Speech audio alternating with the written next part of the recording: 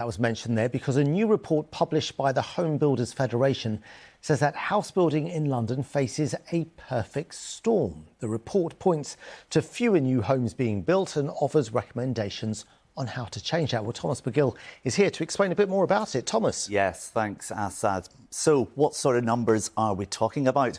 You may remember Labour promising to get Britain building again when they set out their bold new housing targets. They promised to deliver 1.5 million new homes in the next 5 years. Of that, London was expected to build almost a third of them. That's 440,000 homes. But instead of seeing house building increase in recent years, this latest report has found a decrease in overall building rates. According to the government's own figures, only 32,000 new homes were built in London in the last financial year. That's a drop of 9% compared to the previous year. There's also been a dip in planning permissions granted in London over the last decade, down from just under a quarter of all permissions in England to 18% last year. So why? Well, the Home Builders Federation says there are a number of barriers contributing to this trend.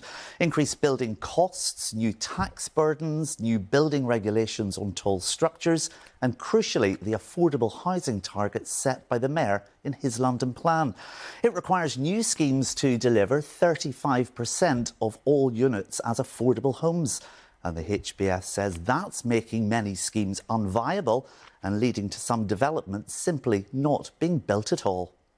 Over the course of maybe 5 or 10 years, we've had this accumulation of policy costs, taxes, not just from the Mayor, but from local boroughs and also from central government, critically. A raft of new taxes that have made housing in London undeliverable. The housing pipeline in London looks to be almost dry. We had the fewest number of planning applications recorded in London last year than we've ever seen in figures.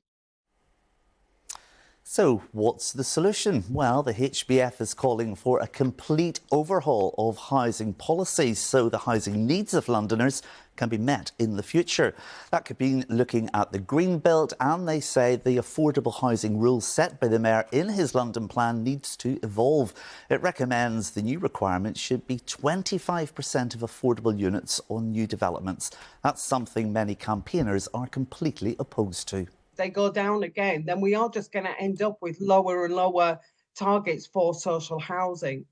But the model that is being used at the moment to fund social housing development is what's called a mixed funding model. In other words, some of it comes from the public purse and the remainder comes from investment and from, private developers, housing associations and so on. It's very ineffective, and the pressure is always going to be on for any partnership to deliver bigger and bigger profits.